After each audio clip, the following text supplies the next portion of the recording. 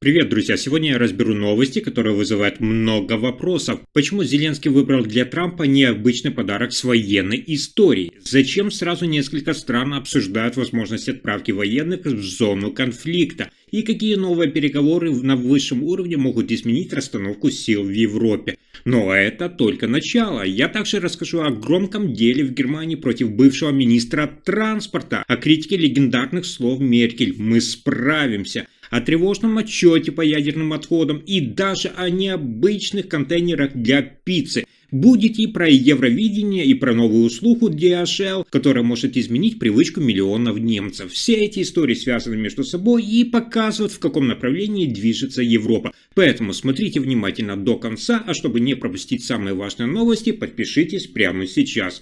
Итак, президент Украины Владимир Зеленский во время визита в Соединенные Штаты Америки подарил Дональду Трампу гольф-клюшку. Этот подарок имеет особое значение, так как клюшка принадлежала украинскому военному, который получил тяжелое ранение на фронте и нашел способ восстановиться через игру в гольф. Зеленский подчеркнул, что этот предмет символизирует стойкость и силу духа. Трамп, известный своей любовью к гольфу, поблагодарил за такой жест и сказал, что каждый раз, играя, будут вспоминать об этом человеке и ценить его мужество. Кроме того, стало известно, что примерно 10 стран выразили готовность направить военных в зону конфликта. Речь идет о странах, которые хотят поддержать безопасность и помочь стабилизировать ситуацию. Пока детали не раскрываются, но обсуждение продолжается на международном уровне. Также сообщается о подготовке новой встречи на высшем уровне, которая может состояться в одной из европейских столиц. А дальше еще интереснее. В Германии предъявлено обвинение бывшему федеральному министру транспорта Андреасу Шойеру. Прокуроры Берлина утверждают, что он дал заведомо ложные показания под присягой в специальном парламентском расследовании по проваленному автомобильному сбору. Речь идет о заседании парламентского комитета по расследованию в октябре 2020 года, когда Шойер заявил, что якобы не помнит предложение от компании-партнера проекта отложить заключение контрактов до решения Европейского суда. Однако менеджеры этой компании утверждали совершенно обратное, что именно такое предложение Шойеру поступило, но он его якобы отверг. Следствие по этому делу началось в мае 2022 года. Теперь прокуроры официально выдвинули обвинение. Дело будет рассматривать суд земли Берлин, что подчеркивает его важность. И, внимание, против него также обвинен бывший госсекретарь Герхард Шульц. Шойер, ранее занимавший пост министра с 2018 по 2021 год, отреагировал резко. Он назвал обвинения необоснованными и явно политически мотивированными. Он посетовал, что дело возникло в медийный летний провал и выразил удивление по поводу опубликованной информации. А подробности такие. Завершенный проект по ведению сборов за пользование дорогами обернулся провалом, а государство понесло многомиллионные убытки. Около 243 миллионов евро пришлось выплатить в качестве компенсаций.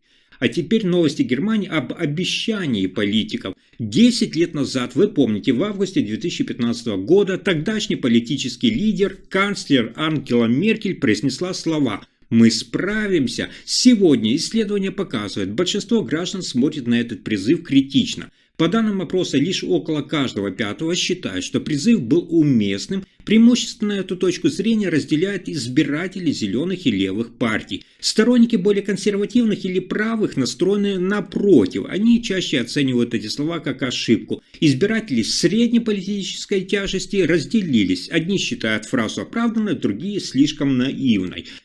Вначале эти слова звучали как призыв к сплочению и преодолению масштабного гуманитарного вызова. Но со временем общественное восприятие изменилось, поскольку прошло много лет и значение этой фразы стало поводом для критики. Многие ее вспоминают как символ того, что было обещано без ясного плана. Таким образом, бывший призыв, прозвучавший с оптимизмом и уверенностью, сегодня вызывает у большинства скорее сомнения, чем поддержку. Звучит как напоминание. Сильное заявление важно сопровождать реальными возможностями и планом действий. И это еще не все. Недавний отчет по проблемам обращения с ядерными отходами в Германии вызвал серьезное обсуждение. В документе почти отсутствуют ключевые данные и создается впечатление, что ситуация подается в более оптимистичном свете, чем она есть на самом деле. Критика касается прежде всего так называемой национальной программы. Это плана утилизации радиоактивных материалов, который должен был быть представлен в Евросоюзе. В нем не отражены важные моменты, такие как продолжающаяся и, возможно, длительная эксплуатация временных хранилищ, проблемы с ржавеющими баклажками, отсутствие должных разрешений, а также вопросы со сливом отходов на обычные свалки. Организация, специализирующаяся на экологии и безопасности, подали властям свыше 4000 замечаний к документу. Эксперты считают, что приведенные в отчете сроки поиска постоянного хранилища нереалистичны. Существующая логика работы вызывает серьезные сомнения, и государство должно представить надежную историю по всей цепочке от сбора до захоронения отходов. Дополнительное внимание вызывает и задержка процедуры выбора постоянного хранилища для высокорадиоактивных отходов. Новое исследование показывает, даже при оптимистичном раскладе выбрать место удастся лишь к 2074 году. В реальности это может быть значительно позже. Экологи и представители общественности настаивают, пора отказаться от неполных решений. Нужен четкий, прозрачный и реалистичный план по безопасному хранению ядерных отходов. Вопрос защиты окружающей среды и будущих поколений требует максимальной ответственности и обоснованного подхода. А дальше интересная новость об изменении в Германии. В городах начали экспериментировать с особенными мусорными контейнерами специально для коробок от пиццы. Причина проста. От жирных рук многие люди не складывают картон, а просто бросают его туда, куда попало. И обычно урны быстро забиваются. Например, в Кёльне установили 3 разных прототипа таких контейнеров. Один представляет собой металлическую решетку с 5 боковыми держателями, куда должны заправляться сами картонные коробки. Но информации о том, как это работает, почти нет. Первоначальные наклейки, объясняющие принцип, уже исчезли спустя 3 недели, и многие прохожие просто не поняли, зачем этот замысловатый каркас. В другом варианте, который разместили на бельгийском квартале, предусмотрен специальный узкий вход, куда можно вставлять сложенные коробки. Но при осмотре оказалось, что в контейнере лежал разный мусор. Те же пакеты, бумаги, но не пицца, цель не достигнута. Третий вариант – это высокий стойкий контейнер высотой около 1,5 метров, который уже применялся в других городах. Все 3 установки ежедневно обслуживаются службой вывоза мусора, и до конца сентября идет тестовый период. После этого будет ясно, какой именно дизайн работает лучше всего и стоит ли его распространять дальше. Нововведение – это такая часть усилий по борьбе с перегрузкой урн и загрязнением улиц. Особенно это актуально летом, когда люди чаще берут еду на вынос и используют городские парки как импровизированное кафе.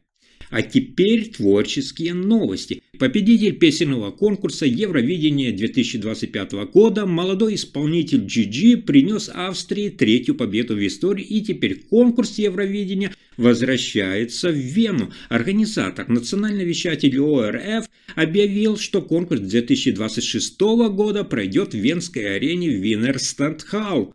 Это уже 3-й раз, когда Вену выбрали для проведения конкурса. Напомню, ранее город принимал песенный фестиваль в 1967 и в 2015 годах. Полуфиналы запланированы на 12 и 14 мая, а гранд-финал состоится 16 мая 2026 года. ОРФ одобрил Вену как лучшую по инфраструктуре, логистику и экономическому потенциалу, по сравнению с Инсбруком, который также претендовал на право провести конкурс.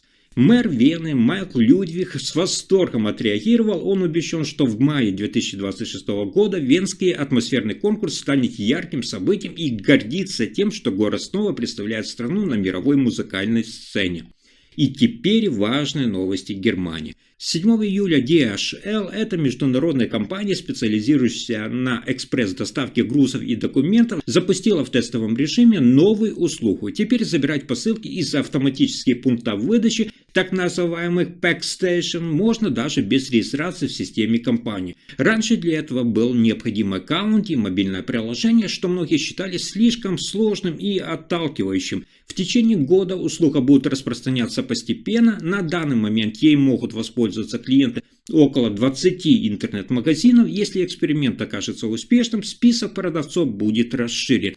Packstation давно зарекомендовала себя как удобная альтернатива почтовым отделениям. Автоматы расположены в доступных местах рядом с магазинами, станциями метро, жилыми кварталами, и с их помощью все желающие могут получить посылку круглосуточно. Этот формат уже в значительной степени заменил привычные пункты выдачи. Новая инициатива поможет связать процесс получения посылок еще проще, особенно тем, кто не хочет связываться с регистрацией и приложениями. Это шаг в сторону доступности и удобства, и, возможно, начало более масштабного реформирования логистических услуг в Германии. Если информация оказалась полезной, ставьте лайк, подписывайтесь на канал и делитесь видео. Спасибо за просмотр.